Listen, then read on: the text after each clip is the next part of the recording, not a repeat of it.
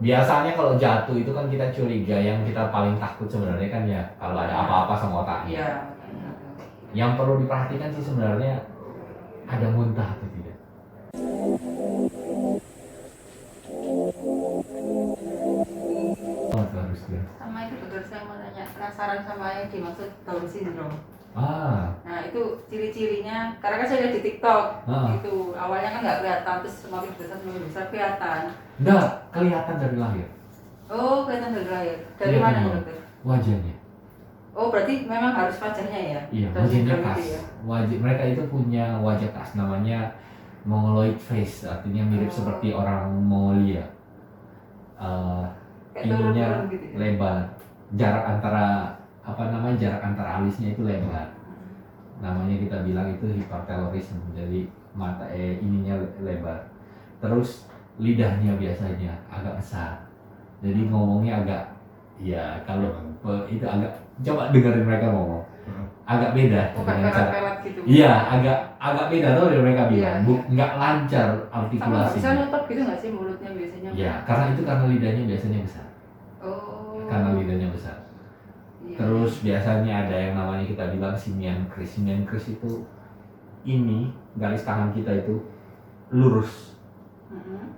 lurus, jadi gini, lurus, lurus, Oh lurus aja. lurus saja. Nggak mungkin. Lihat. Itu tidak akan kita ketemukan. Kayak kita ini tidak akan ketemukan.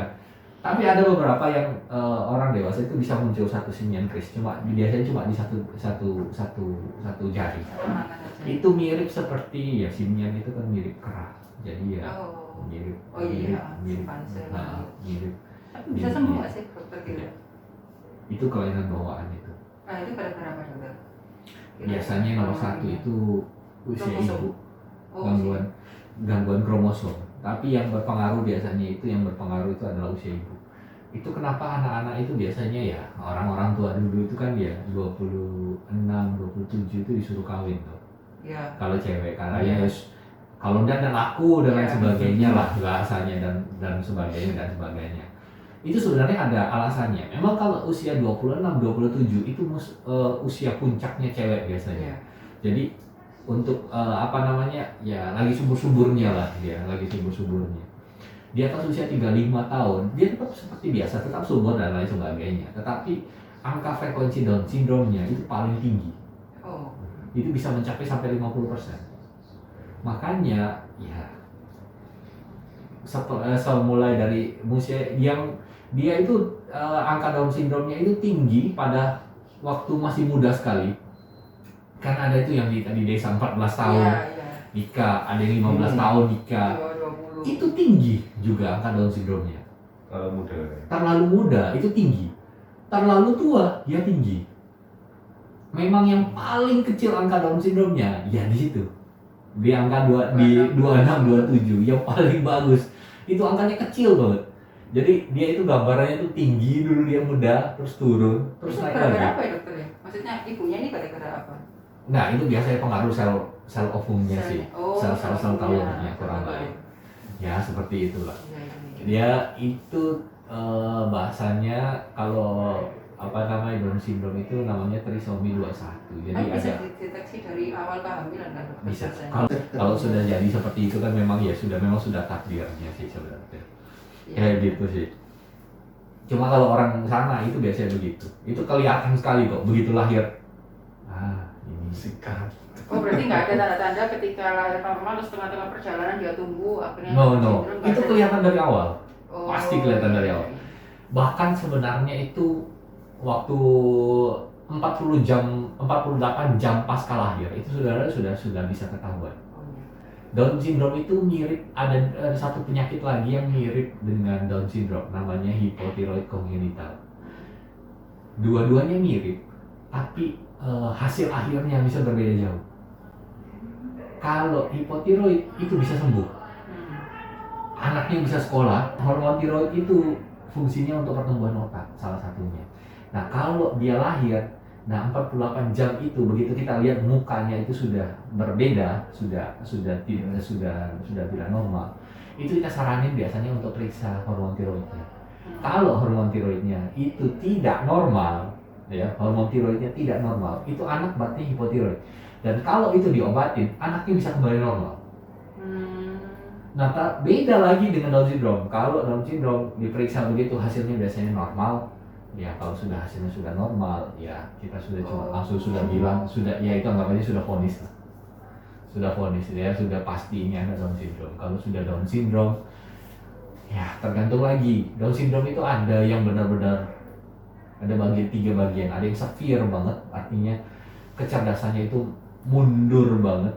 Ada yang mungkin ibu sekalian lihat di TikTok, ada yang Down syndrome tapi ya dia masih bisa diajak bicara dan lain sebagainya. Itu dengan gerakan-gerakan. Betul, dia itu masuk dalam kategori Down syndrome tapi yang pintar. Jadi dia itu kecerdasannya mungkin cuma sekitar 60 sampai 90. Ya, kalau 90 kan sudah dianggap kurang ya. Jadi mungkin sekitar 85 dia. Jadi ya dengan orang normal itu paling berbeda paling mungkin sekitar ya 5-10 poin gitu loh. Karena ada beberapa orang yang normal tapi ya IQ-nya memang kurang. Jadi ya sekitar mungkin cuma berbeda 5-10 poin dari. Berarti nggak ada sampai, maksudnya siapa tahu ada kebiasaan ataupun apa yang bikin anak itu tiba-tiba Down syndrome atau gitu, enggak ya dokter ya? Biasanya itu murni kayak gitu tuh, itu kan kelainan. Ya, berarti bawaan dari lahir. Sangat disaranin sih sebenarnya 3 bulan pertama, trimester pertama itu kan biasanya orang-orang kalau hamil itu kan selalu diwanti-wanti tuh. Jangan sampai kenapa-napa, terutama di trimester pertama. Trimester pertama itu namanya trimester pembentukan organ. Pembentukan organ di situ. Kalau ada masalah, cuma 2 jadinya. Cacat, kalau nggak cacat keguguran.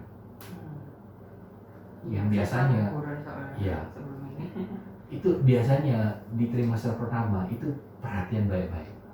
Dia cuma 2 hasil akhirnya yang muncul di situ kalau ada masalah di situ. Kalau nggak cacat ya keguguran.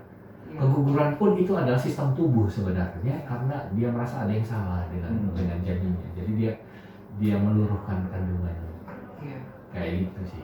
Kalau untuk ini juga mata juling.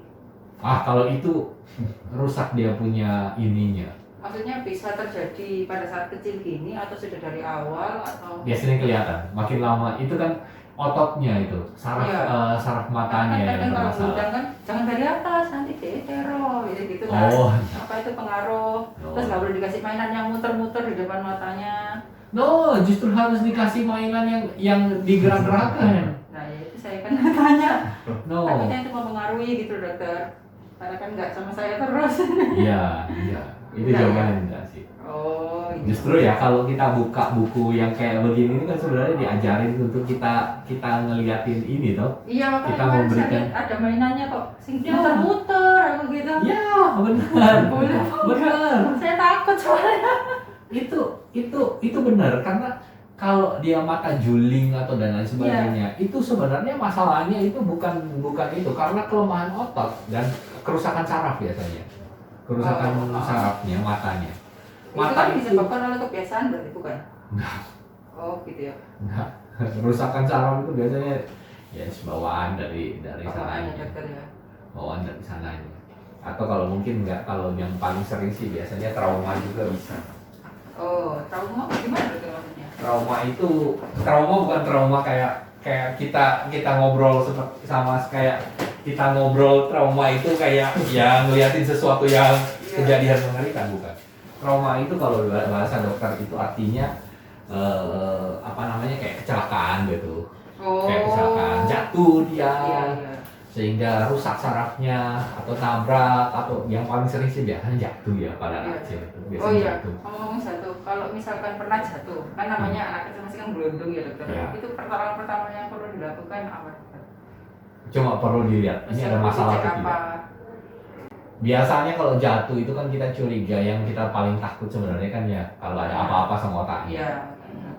Yang perlu diperhatikan sih sebenarnya ada muntah atau tidak.